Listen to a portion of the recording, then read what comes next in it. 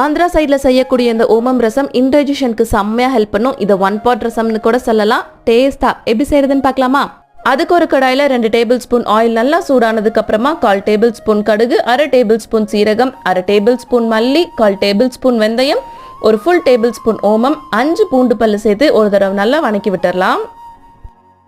அடுத்து ஒரு கொத்து கருவேப்பிலை, 3 வரமிளகாய் சேர்த்து ஒரு தடவை நல்லா வணக்கி விட்டுறலாம். இப்போ நம்ம சேர்த்த எல்லா பொருளும் எண்ணெயோட நல்லா ரோஸ்ட் ஆனதுக்கு அப்புறமா இந்த மாதிரி பெரிய சைஸ் டம்ளரில் 2 டம்ளர் தண்ணி ஊற்றி நல்லா கொதிக்க விடலாம். இப்போ இந்த அளவுக்கு கொதி வந்ததுக்கு அப்புறமா இதில் 1/4 டேபிள் ஸ்பூன் மஞ்சத்தூள், அது போக ஒரு பெரிய நெல்லிக்காய் சைஸ் புளியை கழுவிட்டு அப்படியே உள்ளே சேர்த்துட்டு 1 டேபிள் ஸ்பூன் உப்பு சேர்த்து ஒரு தடவை நல்லா மிக்ஸ் பண்ணி விட்டதுக்கு அப்புறமா 6லிருந்து 8 நிமிஷம் அடுப்பை சிம்மில் வச்சு மூடி போட்டு குக் பண்ணிக்கலாம். இப்போ அப்ராக்சிமேட்டா 8 நிமிஷத்துக்கு அப்புறமா ஓபன் பண்ணி உப்பு சரியா இருக்கான்னு பார்த்துட்டு கடைசியா கொஞ்சம் மல்லித்தலை ஆட் பண்ணி சர்வ் பண்ணீங்க அப்படின்னா செம்ம டேஸ்டா இருக்கும். நீங்களும் ட்ரை பண்ணி பாருங்க.